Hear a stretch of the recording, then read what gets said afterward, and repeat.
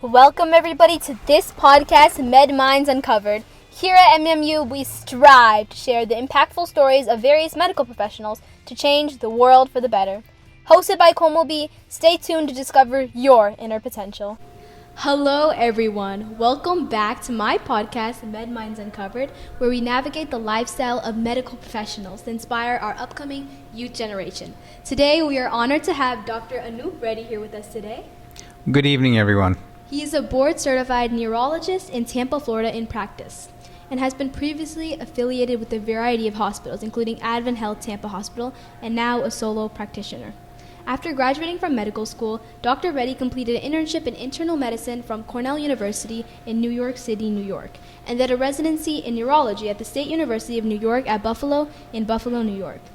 He then went through a fellowship program in neurophysiology at the University of Mississippi Medical Center in Jackson, Mississippi. Upon completing his training, Dr. Reddy eventually came to Florida. He has been practicing as a neurologist in Tampa for more than 28 years. Thank you so much for joining us today, Dr. Anoop Reddy. So to start our journey, can you give us a little bit insight on your medical career and field? Well, as soon as I completed my residency, I started a fellowship and I was moonlighting on weekends, working as an attending physician. Mm-hmm. And I wasn't sure where I wanted to settle. So I got a job working for the state of Mississippi at their psychiatric hospital and their developmental homes, taking care of psychiatric patients and developmentally delayed patients.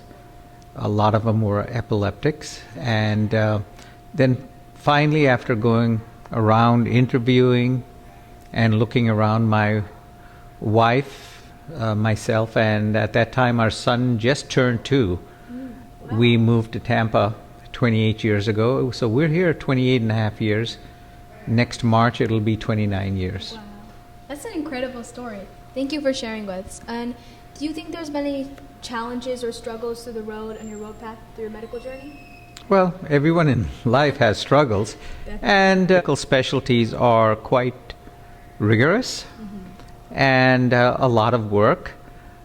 You don't have to be as smart as a physicist or I don't know, maybe a chemist, but you have a hell of a lot of learning to do. Well, that's an amazing story. You heard it here, folks. It's a lot of learning and training throughout the years. So how did you decide on embarking research in neurology, specifically epilepsy and Parkinson's disease? Well, I didn't choose specifically epilepsy and Parkinson's disease. It's just a lot of my patient population happens to be that. And I do like epilepsy because in the early days when I first started out, there wasn't a lot of treatment for a lot of things. Definitely. But epilepsy there was, and it was one of the fastest evolving in terms of pharmacotherapy. And we have other modalities of treatment today. So that's how I gained a little bit more interest in epilepsy. And as we were saying, there's been a huge change in medicine ever since the 1970s, especially globally, and now in 2020 especially, the technology and everything. So can you give us a little bit insight? Have you seen medical healthcare has changed from your perspective? Medical healthcare has obviously evolved in terms of technology and pharmacotherapies available. However, it's not something nowhere nearly as rapid as, let's say, digital technology, how it's evolved. That's been exponential. I can't say that our field has been exponential. I'm talking about medicine overall. I wish it was, because I think if it was as exponential as a digital technology, we'd all be living 500 years. Digital technology is skyrocketing. And we'd be like almost in the fountain of youth. That's amazing to hear. You have been actively involved with professional organizations and local medical communities around Tampa. I think Correct. Do you think that's an important part as being a doctor, giving back to your community? Are you talking about professional organizations or giving back to the community? Both in general. Okay. Well, as far as professional organizations are concerned, I'd have to say that medical organizations, and this is not just my opinion, but the opinion of many of my colleagues, they're not very impressive. I was member of the Hillsborough County Medical Association. I was even on their executive committee. We talked a lot, and we talked a lot about doing things for others. But we don't talk about doing anything for physicians. Everybody seems to have an advocate except the physician. Exactly. And so I just saw nothing getting done, and I quit. And if you take the American Medical Association, the granddaddy of all organizations, the AMA only represents corporations and other entities, and probably they're the ones who are funding them primarily. Sometimes I see doctors joining them to get a certain insurance. The majority of my colleagues don't find them very useful. Definitely. And I think that's something as healthcare in general we should be working on, because the doctors and physicians that are providing for us should have some say in the workplace as well. And leading on to that, let's walk us through the educational-wise process that's required to becoming a neurologist like yourself. Well, first you have to go to medical school after doing your undergraduate, and you have to work really hard, get a good score on the SAT, as well as getting a good GPA and good recommendation letters and having some extracurricular activities. Like, for example, what you're doing, it would look good on your curriculum vitae or resume. They go by different names. So that's an example of extracurricular activity, and then you hope to get selected into medical school, and then once you're in medical school, it's 4 grueling years, and then you apply to residency, and residency can be anywhere from 3 years to 7 years, and you can have fellowship after that, and that can go on for some more years. And then you start making the quote-unquote big bucks, whatever that means. And you're what's called an attending physician. Speaking about that, what is your day-to-day routine as a medical professional, a neurologist, doctor, anything? Well, I call myself quasi-retired, in that I don't work as hard as I used to. I used to work where I would read my son a bedtime story on a Sunday and not see him till Saturday afternoon or evening. So I don't work like that any longer. Now I work 4 days a week. 98% of what I do is outpatient. And I don't think I even work nowadays 40 hours a week. So that's why I like to use the term quasi-retired.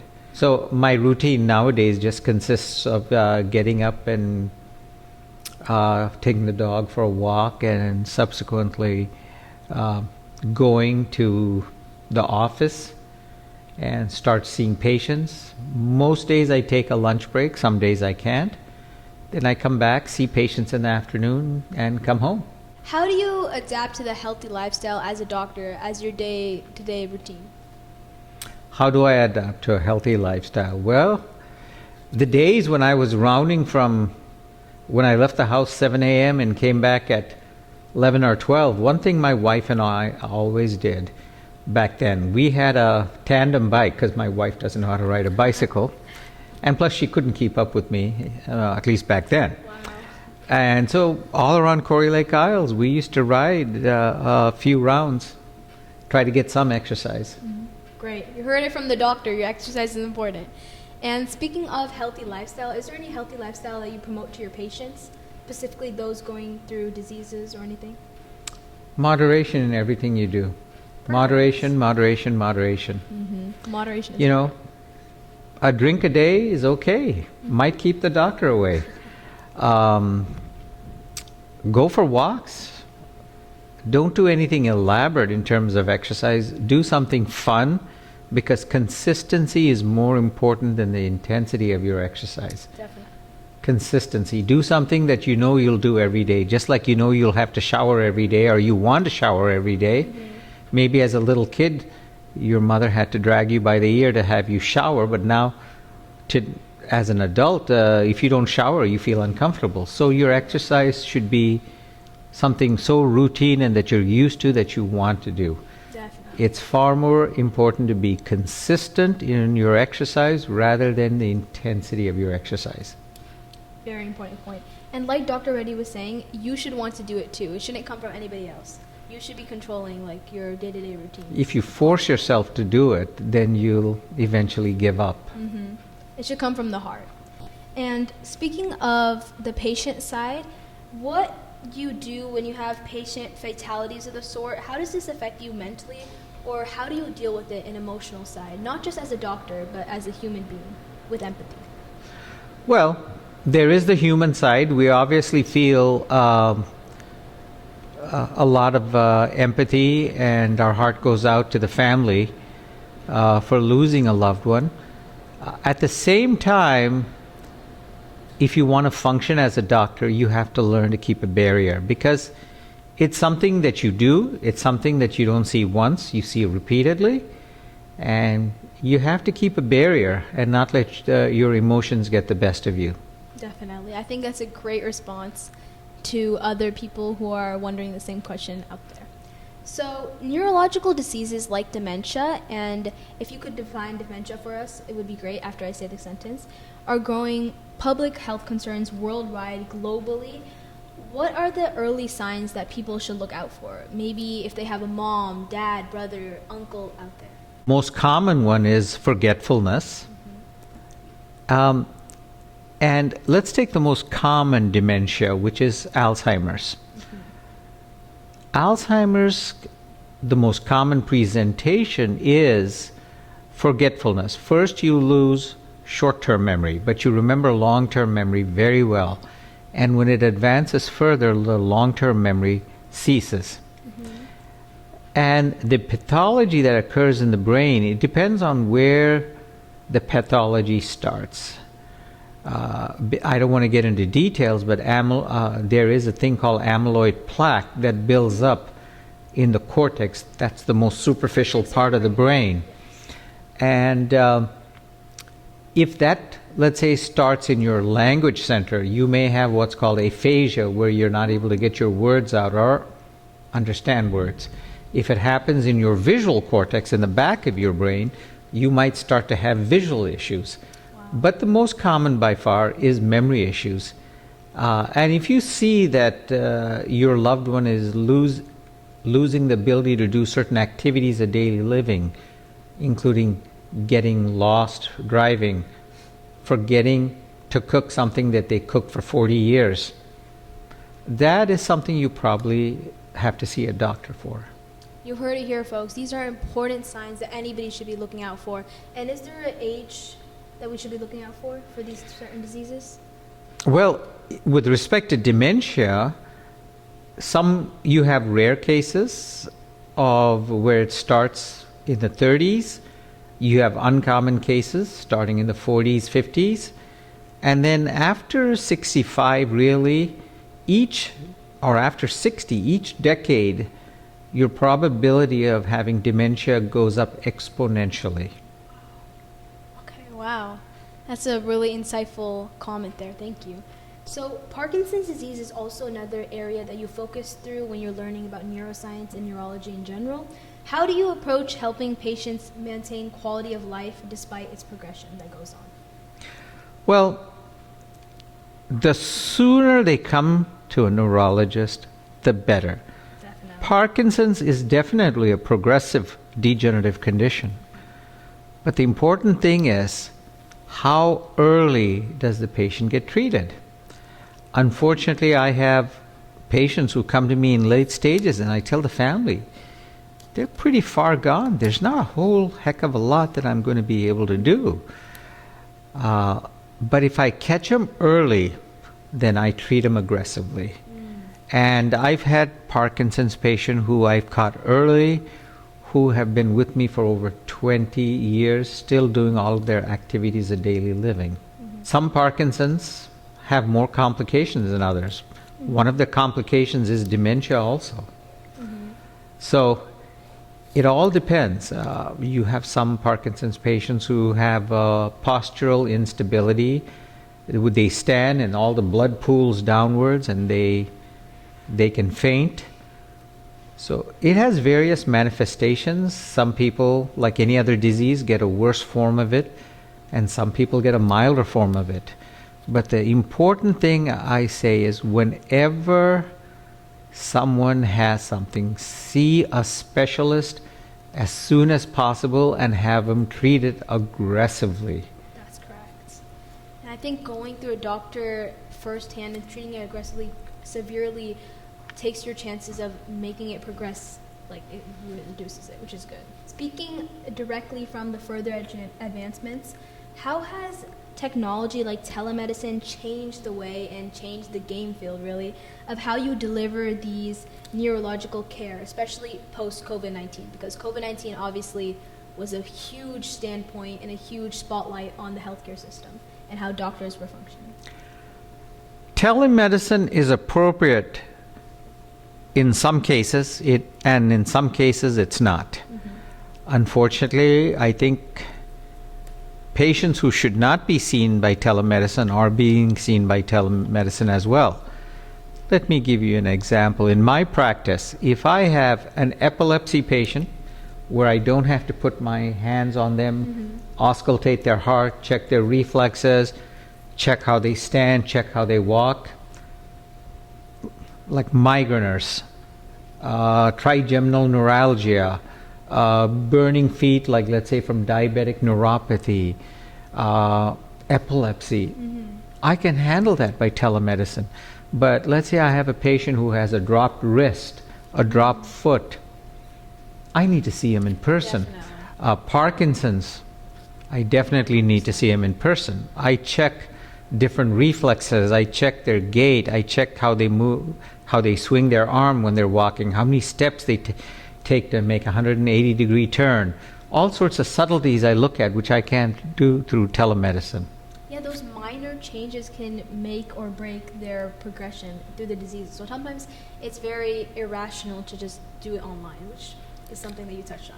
And speaking on telemedicine, for technology as a whole, do you think this has changed the game or really changed the aspect of how you deliver care to patients throughout time? Yeah, it's convenient to me, and it's more so convenient for patients, because I have patients who come from like Brooksville, Spring Hill, Claremont, Sebring. And so for those folks who can be seen by telehealth, it's a massive convenience for them. They don't have to come in person. And speaking on technology, is there any certain devices like that you use, like MRI devices or anything in the fields that have? Well, yeah, we do order MRI, CAT scan, a conventional angiogram, and a whole host of other tests on patients. Okay, perfect. What do you think is the most groundbreaking research in the 21st century that is happening in neurology right now? Gene therapy. Gene therapy, perfect. And is there anything you want to touch on, because our viewers out there might not be familiar with gene therapy and what's going on?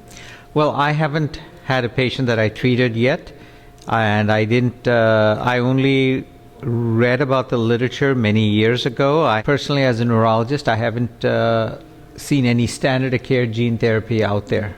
Gene therapy would change the game for us, really. Massively.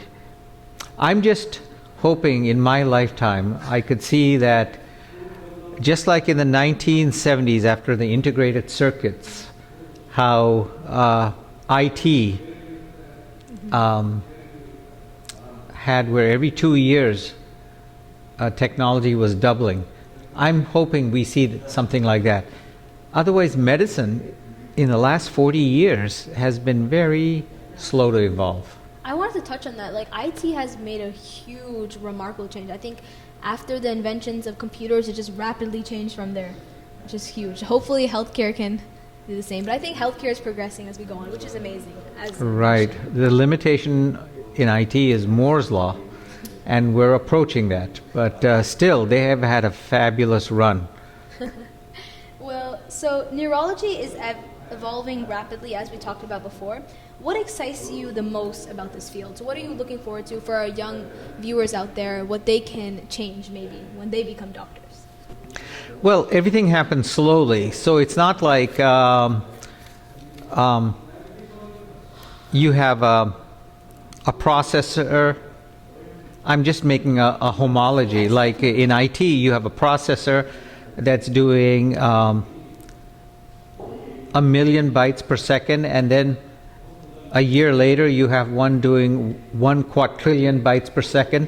So it's not we don't see things like that. They happen so slowly, and it's not anything that you get excited, because it's like watching paint dry.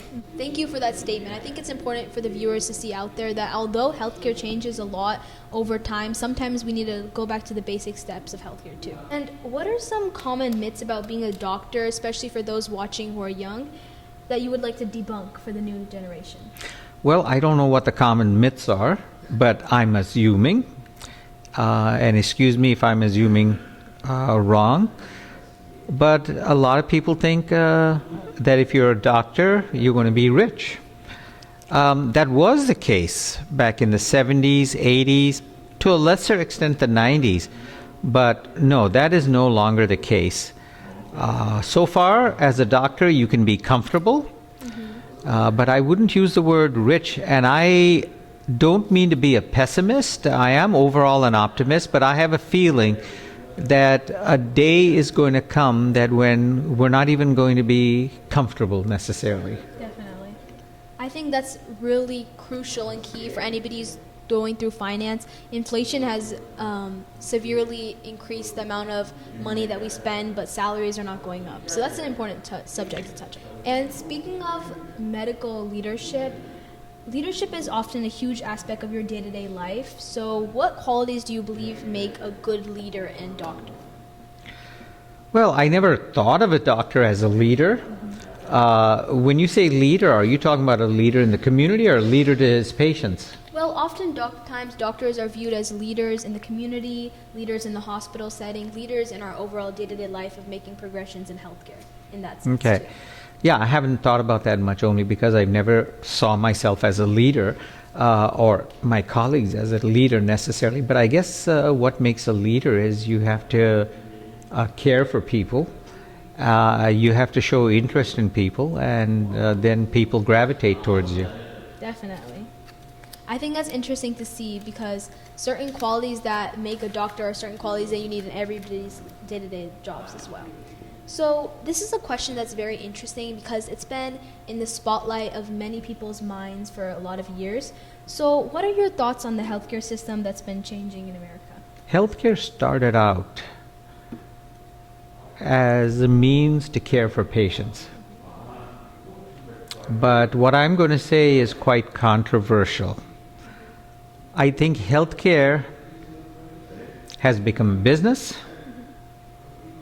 has become extremely corrupt, and it's no longer as much about caring for patients.